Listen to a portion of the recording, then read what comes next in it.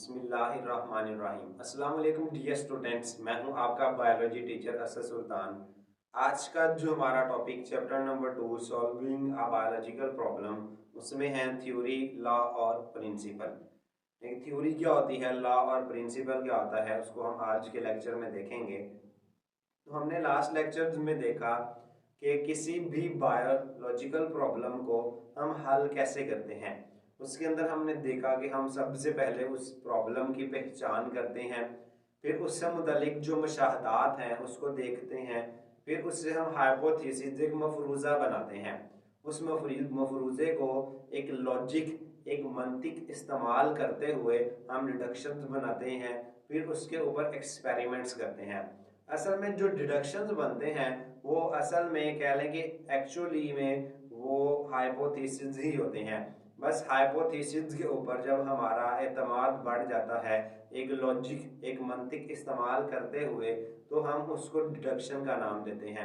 Statement जो है वही हाइपोथेसिस वाली ही रहती है। तो हाइपोथेसिस के बाद यानी जब हमने हाइपोथेसिस या जो हमारा मफरूज़ा है उसके ऊपर जब हमने तजर्बात कर लिए, उस तजर्बे के बाद हम उस हाइपोथेसिस वाली स्टेटमेंट को क्या कहते हैं, तो उसको हम असल में थ्योरी कहते हैं। ऐसे हाइपोथेसिस जो वक्त के इम्तिहान में कायम रहें, यानी अक्सर टेस्ट किए जाएं और कभी भी मिस्तर्द ना हो। ठीक है, कभी यहाँ पे कभी है, कभी भी मिस्तर्द ना हो, थ्योरीज कहलाते हैं। ठीक है, एक थ्योरी को सबूतों का बहुत सहारा होता है। ठीक है, तो यानी ऐसे हाइपोथेसिस, जब हाइपोथेसिस पे हम एक्सपेरिमेंट्स करते हैं, और ठीक है, और जब एक्सपेरिमेंट्स करते रहते हैं तो मजीद सवाल उभरते रहते हैं। ठीक है, और वो सवाल भी गलत साबित ना हो, उन सवालों के ऊपर भी तजर्बात चलते रहें और वो तजर्बात उस हाइपोथेसिस को गलत साबित ना कर पाएँ, तो वो हाइपोथेसिस जो है वो आगे जाके थ्योरी बन जाते हैं। अब जो थ्योरी है वो दो तरह की होती है। एक को हम कहते हैं प्रोडक्टिव थ्योरी, एक को कहते हैं प्रीडिक्टिव थ्योरी। प्रीडिक्टिव प्रीडिक्शन से निकला है, जो असल में किसी चीज़ की पेशन गोई करती है, यानी किसी चीज़ के बारे में बताती है। और एक होती है प्रोडक्टिव, प्रोडक्शन से निकला है पैदा करना।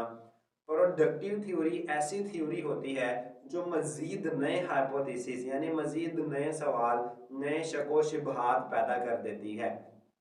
अब जब एक थ्योरी प्रोडक्टिव होती है तो वो मज़ीद सवाल उठाती है, मज़ीद नए सवाल पैदा करती है।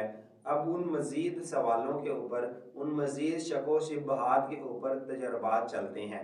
अब जब वो थ्योरी नए सवाल पैदा करती है और उन नए सवालात पर भी पूरा उतरती है, यानी जब उन सवालात पे एक्सपेरिमेंट्स किए जाते हैं, ठीक है, और वो इस तरह के मशकूक तर्ज अमल यानी जो शक वाला अमल है उसको भी क्रॉस कर जाती है, गलत साबित नहीं होती, तो फिर वो जाकर आगे लॉ और प्रिंसिपल बनती है। अगर एक थ्योरी मशकूक तर्ज अमल के बाद भी कायम रहे और सबूतों का सहारा जारी रहे, तो वो एक लॉ या प्रिंसिपल बन जाती है, तो उसको हम लॉ या प्रिंसिपल कहते हैं। साइंटिफिक लॉ फितरत का एक कभी ना बदलने वाला या मुस्तकिल हकीकत होता है। हाइपोथेसिस डिफरेंट हो सकते हैं, यानी अगर आप किसी एक प्रॉब्लम को लेकर दुनिया के मुख्तलिफ इलाकों में विजिट करें तो वहाँ के आपको ऑब्जर्वेशंस अलग देखने को मिल सकते हैं, मुशाहदात आपको हाइपोथेसिस अलग देखने को मिल सकते हैं, आपको रिडक्शंस देखने को अलग मिल सकते हैं, एक्सपेरिमेंट्स भी अलग देखने को मिल सकते हैं, इवन के थ्योरीज भी अलग देखने को मिल सकती हैं एक ही पॉइंट को लेकर। लेकिन लॉ और प्रिंसिपल जो है वो आपको एक ही देखने को मिलेगा, वो डिफरेंट नहीं होते। तो वो एक कभी ना बदलने वाला, कभी चेंजेस नहीं होती उसमें, और मुस्तकिल हकीकत होता है, हर जगह एक जैसा रहता है। दूसरे लफ्ज़ों में साइंटिफिक लॉ प्रिंसिपल एक ना काबिल तरदीद थ्योरी है, यानी जो साइंटिफिक लॉ या जो प्रिंसिपल है ना काबिल तरदीद, तरदीद रद्द से निकला है, यानी जो रिजेक्ट हो जाए, ना काबिल यानी जो रिजेक्ट होने के, रद्द होने के काबिल ना हो। यानी जब ऐसी थ्योरी, जब उसमें से तमाम शको शुबहात निकल जाएं और उसको मज़ीद रद्द ना किया जा सके, हम उसमें रिजेक्ट ना कर सकें उसको, तो वो एक लॉ या प्रिंसिपल बनती है। बायोलॉजिकल लॉज की मिसालें हार्डी, वेनबर्ग लॉ और मेंडल्स के लॉ हैं। ठीक है। हार्डी वेनबर्ग लॉ आप सेकेंड ईयर में इसको स्टडी करेंगे।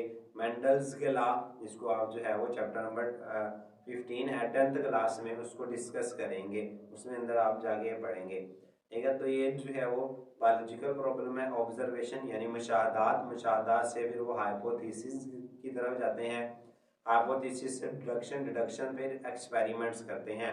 एक्सपेरिमेंट भी में हम कंट्रोल तजर्बा करते हैं। तजर्बात में कंट्रोल से क्या मुराद है, हमने देखा था इसको लास्ट लेक्चर्स में। अब एक्सपेरिमेंट्स के बाद हमें डाटा इकट्ठा होता है, हम डाटा को तरतीब देते हैं, उसका तज्जिया करते हैं, उसको एनालाइज करते हैं, ठीक है। तो अब उसको समराइज करने के बाद अगर वो डाटा इफ प्रूव्ड अगर साबित हो जाए सही, तो फिर जो है वो आगे थ्योरी बन जाता है, ठीक है। और अगर थ्योरी मजीद टेस्ट उस पर चलते रहे और वो थ्योरी उन टेस्टों को भी पास कर ले, तो वो थ्योरी जो है वो आगे जाके लॉ या प्रिंसिपल बन जाती है।